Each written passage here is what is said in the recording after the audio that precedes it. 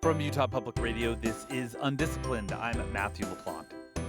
There is just something about Texas.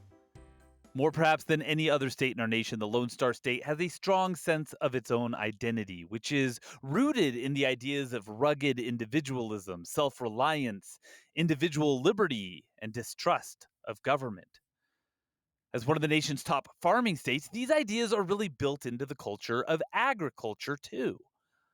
But some of that ethos seems as though it might be at odds with a very big federal government program, the Federal Crop Insurance Program, in which taxpayers help make farmers whole when they lose crops or revenue. The program pays out tens of billions of dollars to farmers each year, and Texas is by far the biggest recipient of that money. There are a lot of reasons why farmers might ask to be reimbursed for crop losses, but one of the most common and commonsensical is drought. Payouts due to drought in Texas rose from an average of $251 million per year in the 2000s to $516 million per year in the 2010s to $1.1 billion per year in the first 4 years of the 2020s. That is more than twice the rate of inflation. And there may be plenty of good reasons for crop insurance, which is why it has long been a bipartisanly supported initiative of our government. But in a time of vast climate upheaval, a time in which places like Texas are being hit by increasingly long and severe droughts, there is good reason to ask whether the program needs to change. The nonprofit environmental working group is a good place to start for questions like these. And we're going to be talking today about its latest report on drought and crop subsidies in Texas. But it's important to note that the Lonestar State isn't alone. The same research organization recently released another report focused on the states of the Colorado River Basin. That report showed that at a time in which river flows have greatly diminished, in no small part, again, because of climate change, the crop insurance program had also paid out billions to farmers in that region. Ann Schechinger had a role in both of these reports. She is the Midwest director for the Environmental Working Group, and her work there explores agriculture's impact on the environment and analyzes how government policies impact agricultural production and can reduce agricultural pollution. Ann Schechinger, welcome. Thanks for having me. And I think when we talk about these sorts of matters, it's really easy for people to get defensive. It's easy to conclude that critics, people who stand up and say, hey, like maybe there's this thing that might not be working like we all want it to, that they're actually not critics, they're attackers. So I thought maybe we could start today just by addressing this common idea. Like, Ann, you don't hate farmers, right? You're not out to destroy American family farming. We are definitely not out to destroy family farms or any farms in the U.S. We really do this work about crop insurance and other federal farm policy programs to make the programs better so that they work better for farmers as well as taxpayers that foot the bill for the majority of these programs. So we're not trying to attack anyone. We really just want to improve the program. There are major updates that need to be made to the crop insurance program in order to help farmers adapt to extreme weather from climate change. A lot of people don't realize that we all support farmers in many ways with our tax dollars. It's a bit more indirect than, say, the way we support our teachers or police officers or the military or, the people who build the roads that we collectively pay for. But there are some very major ways that the nation collaboratively works to provide for farmers. And one of these is the federal crop insurance program. Talk a little bit about the program, what it does, what it's intended to do. So the program is a federally subsidized program, and it pays farmers when their crop yields or revenues decline. And a crop insurance premium is what farmers and taxpayers pay for a farmer to get a policy, and then an indemnity is what farmers receive when they have a reduction in crop yield or revenue. And so, these premiums are highly subsidized by taxpayers. On average, premium subsidies paid by taxpayers are 63% of total premiums. So farmers only pay 37% of the actual cost of their crop insurance policy. And those indemnity payments then are made to farmers because of causes of loss that impact yield. So that's things like drought, heat, or excessive rain, as well as a decrease on the price side of farmer revenues, such as a decline in crop price. And at the end of the day, they get a payment if there's a weather related loss or a price related loss. And since so many of the causes of loss that trigger these payments are related to weather, that's really why the crop insurance program is directly tied to climate change. And here too, I want to say you're a longtime critic of this program's administration, but I've never seen anything that indicates that you think that there's no place whatsoever for insurance or even for taxpayer subsidization of crop insurance. You've simply suggested that there are some ways in which it is failing to create the best possible results in terms of food production and pollution reduction. And as you say, especially right now with these really transformative changes to regional climates. That's definitely right. There's for sure a place for the crop insurance program in the US and even a taxpayer subsidized crop insurance program. But what we advocate for is changes to the program because right now, most of the funding from the crop insurance program goes to commodity crops. So farmers that don't grow fruits and vegetables and nuts. And a lot of the money also goes to the largest farms in the US. So we advocate for reforming the program so that it's going to smaller farms that actually struggle financially and could use the taxpayer supported help. But we think it's also really important to look at the program altogether and see how can we right now fix the program so that it's helping all farmers of commodity crops, of food crops, big and small, really adapt to extreme weather. Okay, so let's now sort of hone in on Texas. There are two really big climate stories happening in the Lone Star State. One is increased spring rains in the eastern part of the state. These are deluges that mean just more water coming in really short time frames, which farmers will tell you, they pray for rain, but not that kind of rain.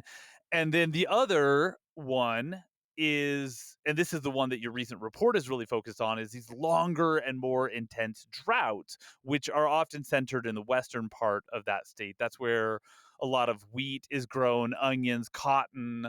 And drought in Texas is really what's driving a lot of the increases in crop insurance payouts, correct? Yes, so drought is the number one cause of loss driving payments from the crop insurance program in Texas. So did a recent analysis and we saw that between 2001 and 2022, drought paid out almost $10 billion to farmers in Texas. And that made up 43% of the total payments to farmers in the state from the crop insurance program. So it's not just that it's a lot of money, but it's also the major thing that's triggering these crop insurance payments in the state. And the main crop involved here in Texas is cotton, which is a commodity crop. This is not something that ends up on people's tables. That's exactly right. So the vast majority of drought payments in Texas were for just one crop, which was cotton. These farmers took in over $6.8 billion in drought payments. So that was 68% of the total drought payments in the state over this time. So this money is not going to farmers of a specific type of food crop, it's mainly going to farmers of cotton in Texas. And I think a lot of people think about crop insurance, the crop insurance program, is sort of a national security program. But cotton, important as it is, 85% of the cotton produced domestically in the United States ends up overseas. So economically, certainly it can be argued that cotton is important, but this is a little different than wheat or rice or barley, which is also exported, but is also largely produced for domestic consumption and make sure that the United States has what it needs to feed itself if we need to do that. Yeah, this is definitely not a food security issue. When so much money is going to cotton growers in Texas, then we know the crop insurance program in the state is not backing up food security to make sure everyone in America has enough to eat. And that includes other forage crops that are covered by this program across the nation, but grown specifically to be grazed by livestock or increasingly converted into livestock feed, which is oftentimes most of it ends up overseas.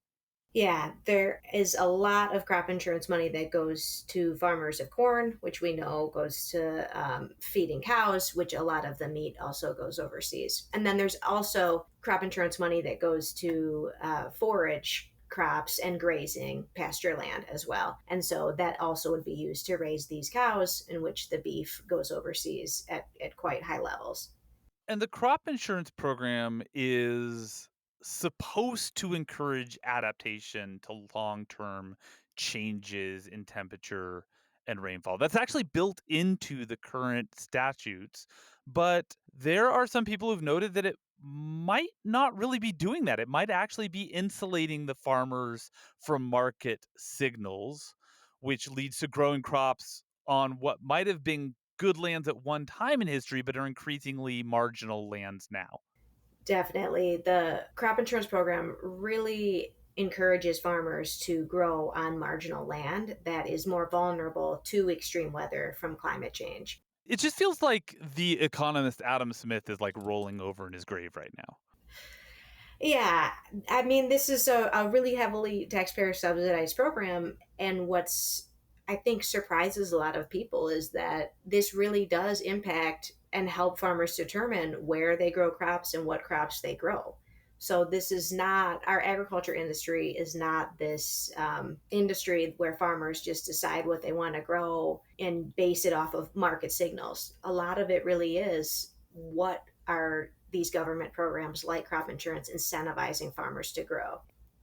And that's based on where farms have been for a long time, where climates have been sustainable to farming for a long time.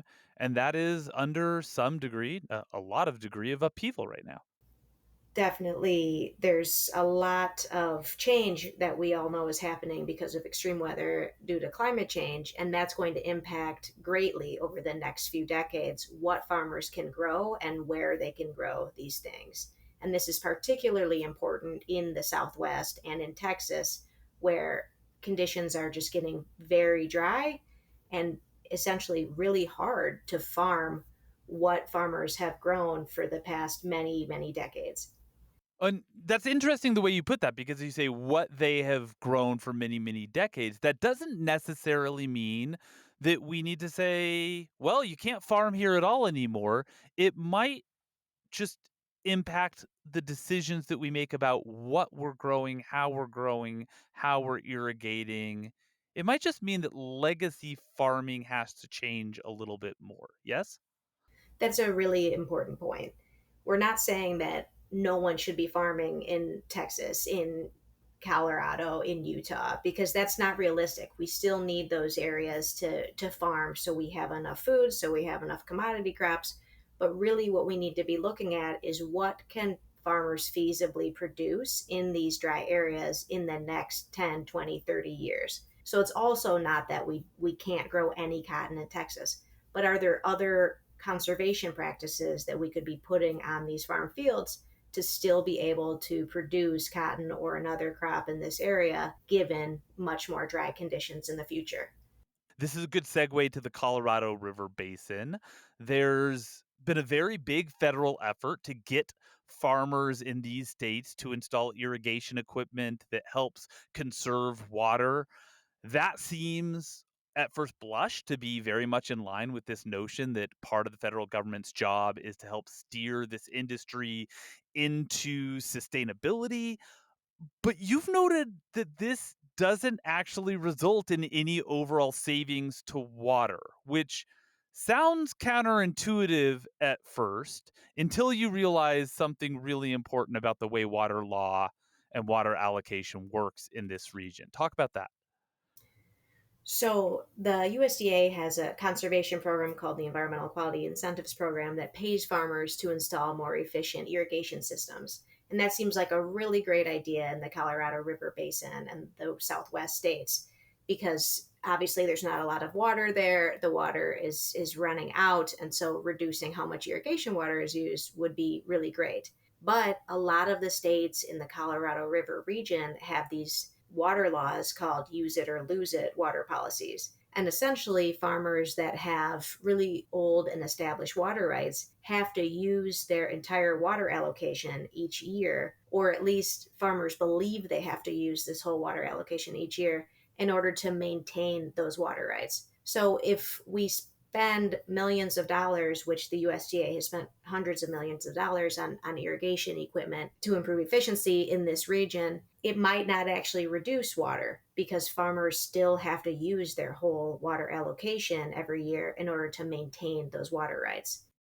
You said that farmers believe they have to. How much of this is what the law actually says, and how much of it is perception or interpretation or worries about how the law might be interpreted in the future? I think they both play in here. I think it depends on the state. Have there been a lot of cases where the government, state governments are going after farmers who don't use their whole water rights? Not that I have seen. So it's possible that a lot of this is just a perception problem where farmers think they have to use their whole water allocation under use it or lose it laws in order to maintain it. And so it's a perception issue, but it also is a legal issue as well. And all of this is bad enough if we just recognize that water consumption in the Colorado River Basin states has gone up as a result of population growth. But the other thing we have to layer on this is climate change. And in this region, also, like Texas, we're seeing longer and more intense droughts. We are definitely seeing way less water in the Colorado River itself and also just more drought in the region, even just in the last few decades. So the fifth national climate assessment showed that the Southwest region, which is Arizona, California, Colorado, Nevada, New Mexico, and Utah, so not the whole Colorado River region, but most of it, was substantially warmer between 1991 and 2020 than during the preceding 30-year period. And they also described that there has been a mega drought in the region since 2000, and that between 2000 and 2022 was the driest 22-year period in over 1,000 years. So this region is definitely getting drier, and no one expects that trend to reverse anytime in the future. And it's important to note there, I think, that we're talking about these climatologies, these like decades long, 30-year long periods, because a lot of people can get caught up in, what happens in any given single winter. And in this region, the last couple of winters have been really wet, even historically wet. But the long term trend, you put those together with 30 other past winters and you compare those to the 30 before and the 30 before that, the long term trends are drier and drier and drier. Yes, and there's also research showing that the Colorado River itself has lost a significant amount of water in the last few decades. So it's not just the drought conditions, but it's actually, what's in the river as well. And then relatedly, there's research showing that, the few aquifers, groundwater that does exist in this region, they're also losing water. So it's a compounding problem. The undercurrent in both of these recent reports from your organization is that we need to begin moving toward insurance policies that are guided by these long term shifts in climate. Talk a little bit about what that would look like. There's so many things that could be changed about the crop insurance program that would really help farmers adapt to climate change. And it doesn't have to be, one major change. It can be a lot of smaller changes that can help farmers encourage becoming more resilient to this extreme weather. Some of these potential reforms to the program could be something as simple as making sure that farmers can implement any USDA conservation practice on their farm and still qualify for crop insurance. So changing the legislation so that farmers can freely do conservation and still get a policy. And then another big part could be having the USDA really evaluate how crop insurance premiums are calculated that farmers and taxpayers pay so that those premiums better reflect the extreme weather that we're seeing due to climate change. Because right now, premiums are really based on historical crop yields, and not so much on these weather extremes that we're seeing happen with more frequency. So they're based on the last 100 years instead of what we suspect with lots of data and increasing data to be the case for the next 20 and 30 years. So they're mostly based on the past 20 years of yields, but there's nothing in there about these weather conditions that we're seeing. And they have a lot of math and data, and so it makes sense to a lot of people, not just CWG, to include this weather data in their math and their databases to come up with better premium calculations. One of the things that we know about climate change is that it is accentuating climate extremes and variability from year to year. So, even having an idea of what's been happening in the last 20 years or setting something on an average about what we expect for the next 20 years might not be sufficient.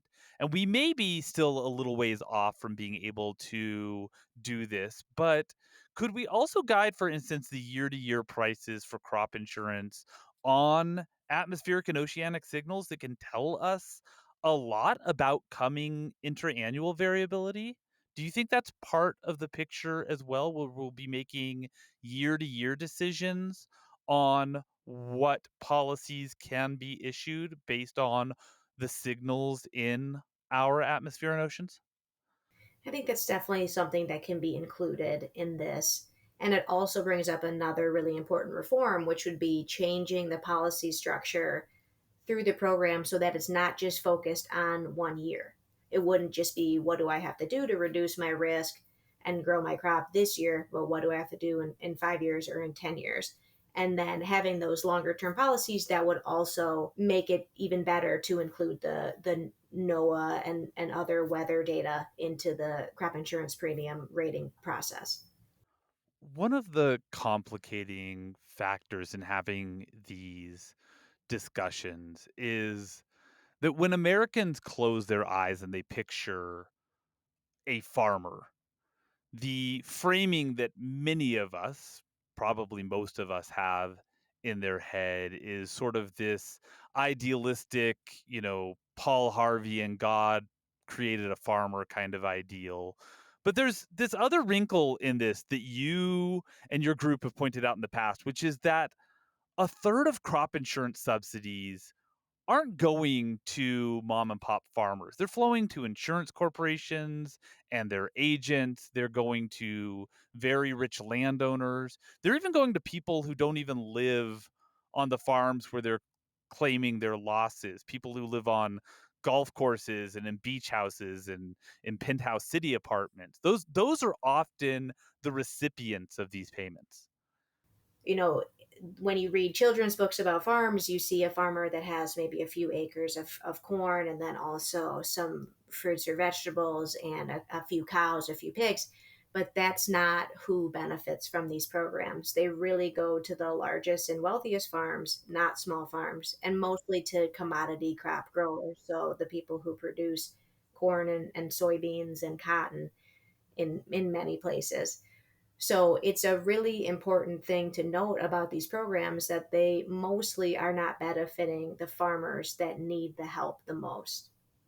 What is the most important reform you foresee right now? Like, if I said, Anne, I'm going to snap my fingers and you're going to have total and complete control over the crop insurance program for the next hour, what do you do? What is the one thing? I guess I have two things. I do think it's really important to put that weather data in premium rating, including weather data into how crop insurance policies are determined. And then I also think what would be really important is reducing the incentives, the subsidies to farmers who farm on marginal land. So that's a really big problem here in the Midwest along the Mississippi River is farmers that are farming in floodplains because their crop insurance program and other farm subsidy programs makes that profitable. It makes it possible. So I think if we were to reduce some of the incentives in the crop insurance program for farmers who farm in floodplains and other really vulnerable areas, that would be really beneficial to the climate and to farmers. That's Ann Schechinger. She's the Midwest Director for the Environmental Working Group, and her work there explores agriculture's impact on the environment and analyzes how government policies impact agricultural production and can reduce agricultural pollution. Ann, thank you. Thanks so much. UnDisciplined is a production of Utah Public Radio, and if you happen to live in Utah, you can listen to us on UPR every Thursday morning at 10:30. If you miss us then, you can listen to every episode of UnDisciplined wherever you get your podcasts. Our program is supported by the College of Humanities and Social Sciences at Utah State University and from listeners like you. You can support our work at donate.nprstations.org/UPR. Our producer is Reagan Edelman. Our theme music is Little Idea by Benjamin Tissot. And I'm Matthew LaPlante. Thanks for listening. Now go have big ideas.